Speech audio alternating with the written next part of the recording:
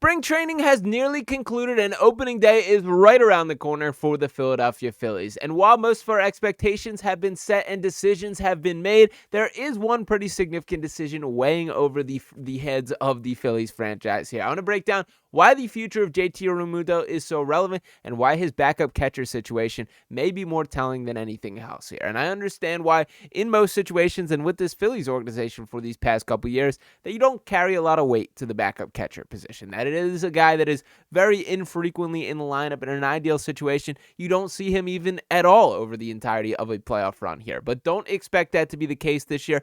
As JT Realmuto progresses to the advanced age of his career, there does seem to be a clear focus from the franchise to get him off his feet more often with the hopes that some of his power numbers or production at the plate can return. I want to break down exactly what the decision needs to be from here, their options on the table, and everything else that has to do with this Phillies team. Now, before I dive fully into that, I do want to remind you guys to make sure you are hitting that.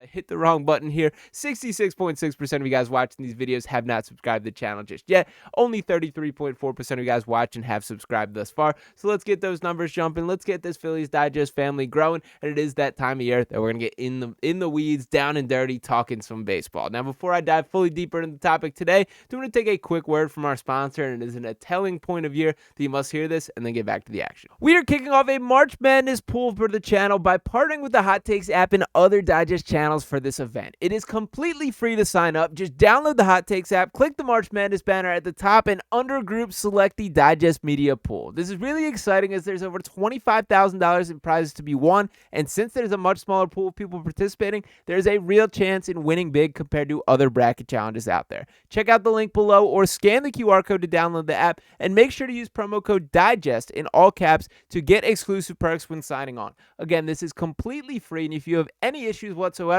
just use the email down below. We are excited to see you in this March Madness pool. Now let's get into the topic of the video today. And my bracket has been filled out, completed, and is in that contest, so make sure you guys hop in and get involved and come compete right against me right there. Now, to get back to the topic of this video here, I do want to start off with the article that sort of sparked my attention. And the headline for this, shout out to Dylan Sanders, who wrote this, writes, Philadelphia Phillies backup catcher battle has only gotten more challenging, with the secondary headline that the Philadelphia Phillies have an interesting battle for who is going to be the backup catcher in what could be an important role this season. And to continue on a little deeper on what he wrote here, we will say, quote, For most teams, the backup catcher is not that crucial of a decision. It is important, but it is someone who isn't going to see the field that often. That is not the case in Philadelphia. While JT Realmuto has been one of the sport's best catchers for a long time now, he is certainly not an Iron Man. He hasn't played 140 games in a season since 2019 and didn't even play 100 last year. The Phillies have also made it known that they are planning to decrease his workload this season to manage his health, so the backup catcher will be seen quite a bit. The battle is between Garrett Stubbs and Rafael Marchan. Now, as far as the JT Realmuto conversation, to be clear, he had knee surgery in the middle of last season. Like, there was like a legitimate injury that he dealt with and some significant time off his feet. I think that goes a little under the radar, and JT deserves a lot of credit for being the Iron Man that he is, one of the more available players in the sport over the past decade there, and a guy who has held the title as best catcher in baseball for stretches.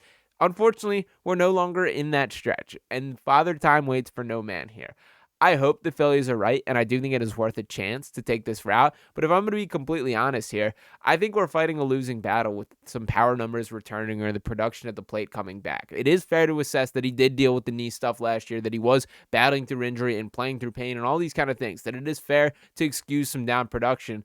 But I also think some of this hasn't just been an overnight last year he didn't have it. It has been a gradual decrease in production from JT. Notice how over the past couple years how the best catcher in baseball label has quietly disappeared from everyone in the Phillies organization. And rightfully so. Like, I'm not going to argue that he is to this point.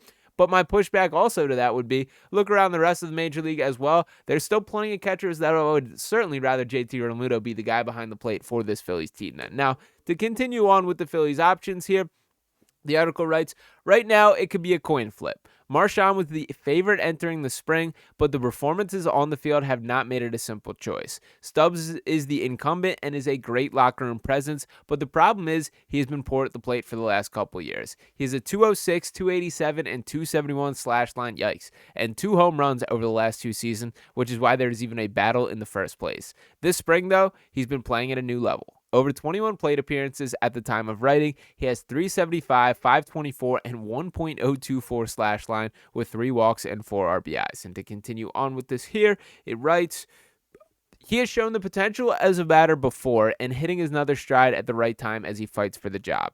Marchan was a much better hitter in the majors last year, but in a smaller sample size where he slashed 294, 345, and 549 in 17 games with 3 home runs. But now, during spring training, he has been in a bit of a slump. His slash line is down to 261, 345, and 304 as he has only hit 1 extra base hit. He has also drawn 3 walks and has 3 RBIs. What could end up making the decision for Philadelphia is the fact that Marchan doesn't have any options left. And this is the interesting part of this story, or I guess conversation behind the scenes that is being had within the Phillies organization, that I don't think this is as simple as the guy that is playing better has earned this opportunity. And frankly, I am a Rafael Marchan guy, that I do think that there's something in this talent. And when you look at like sort of the book on him or the track record for him as a baseball player, he's been productive every time he's been on the field. The problem has been there are some, inconsistencies with how often that does occur, as this is a guy who's dealt with injury issues. This is a guy who's been in and out of lineup, has battled some things that have prevented him from playing his best. Then contrast that with a guy like Garrett Stubbs. I'm not going to wholeheartedly brush away that, locker room camaraderie doesn't matter whatsoever. It certainly does to an extent. You want these guys to like each other, but it's not a reason to just keep a guy on the roster in my eyes. And now, with that being said, I think sometimes that is spun that that's all it is with Garrett Stubbs in a way that's unfair to him. He's a fine catcher. He's a Major League Baseball player. He is. He's not a guy that's going to be winning a Gold Glove, being in an All-Star game, or, a guy that we remember decades from now, at least for baseball reasons. But he's like a fine player, that he can compete. There are flashes that I'm encouraged. Defensively, he's a little bit on the smaller side, but it's fine. It's a passable backup catcher if, with all things created equal there. So I'd want to make that clear about Stubbs. Now, as far as the options conversation, I will pull up this here. Shout out our guy Phillies Tailgate, who says the Phillies that are out of options and cannot be sent to the minors without clearing outright waivers. Christopher Sanchez, don't got to worry about that one. Jose Ruiz, Tyler Phillips, Rafael Marchan, Cody Clemens, and Mundo Sosa, and Buddy Kennedy. And what this means exactly, or why this is interesting, is if you're going to send this guy down, every other team in the MLB has a chance at him, that it does go through the waiver process, that you can try and snag them as a player. It makes it a little more difficult. Rafael Marchan, I think 1,000% would get claimed here. That I don't think this is a spot in which, if you tried to send him down, I don't think he's just going to be hanging out in the minors until he's ready again. He's a talented young catcher that has shown some things at the major league level. That is not a guy that is just, other teams aren't going to be interested in. And I think based on the context of that it is a safer route to send Stubbs down for now. Let Marchan have a chance at this, even if he didn't, have the perception of earning it in spring training. I don't think it is worth the risk to send this guy down and risk losing your potential long-term catcher. Now, I don't think he probably turns out to be that anyway. I think if anything, he's a little bit more of a stopgap before some of the younger prospects do grow and develop and are ready for the ultimate role here. And there are some guys in the farm system that are really encouraging as catcher prospects. I know I'm going to butcher one of the names, so I'm not even going to bring it up, but there is a guy that I like quite a bit at the catcher spot. The point being, there are guys in the pipeline. He just got to survive for now. And what's interesting about the JT Realmuto conversation is we've heard a lot of whispers about extension talks this offseason, man. We've heard some from Ranger Suarez. We've heard some from Kyle Schwarber. We've even heard a little Nick Castellanos buzz. For JT specifically, it hasn't felt like there has been any sort of legitimate talks. And I think that's pretty calculated on the Phillies end here. I think this is really going to be an evaluation year for JT, that if he can return some sort of power production. Let's not forget that when he was first brought to Philadelphia, we were talking about him being the protection in the lineup for guys like Bryce Harper, him hitting with legitimate power as a guy that was high up in the order. That has not been the case in recent years, and most specifically last year. And can he return to any semblance of that? I'm not asking you to return to the best catcher in baseball. I think we have to acknowledge that those days are likely behind us.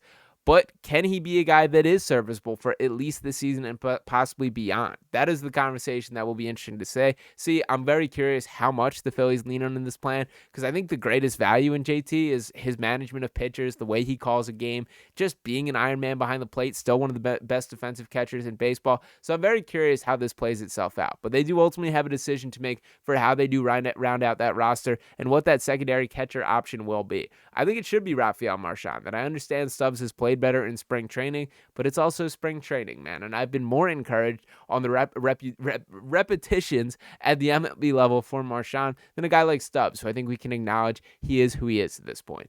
If push comes to shove and Stubbs ends up the better backup catcher option at the season's conclusion or midway through the year, I can absolutely live with that. I'm not going to be heartbroken that Marchan is not ready, but I do think there's more upside to giving him a chance in the short term without the risk of losing him and, just seeing what he can do. I think being around real deal major leaguers like the guys on the Phillies who do have legitimate pedigree, the Kyle Schwarbers, the Bryce Harpers, the Trey Turners, the Nick Castellanos, we know these names, that it is important to see how they go about their business, how they handle their day-to-day, what tips and tricks can you pick up being around JT Realmuto and seeing how he talks to pitchers, all these type of things.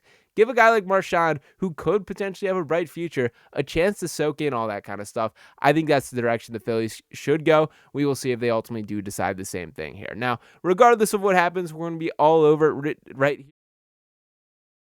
Once again, remind you guys to make sure you are smashing that subscribe button. That's 66.6% of you guys watching this video right now have not subscribed to the channel just yet, so let's get that changing. Baseball season is right around the corner. Opening day is almost here. I'm going to be diving in from start to finish. So appreciate you guys for tuning into this video here. Drop your thoughts on how you would solve this catcher problem below and what your decision would be if you're Dave Dombrowski and Rob Thomson right now. I'll be back talking with you next time right here on Phillies Digest. Peace.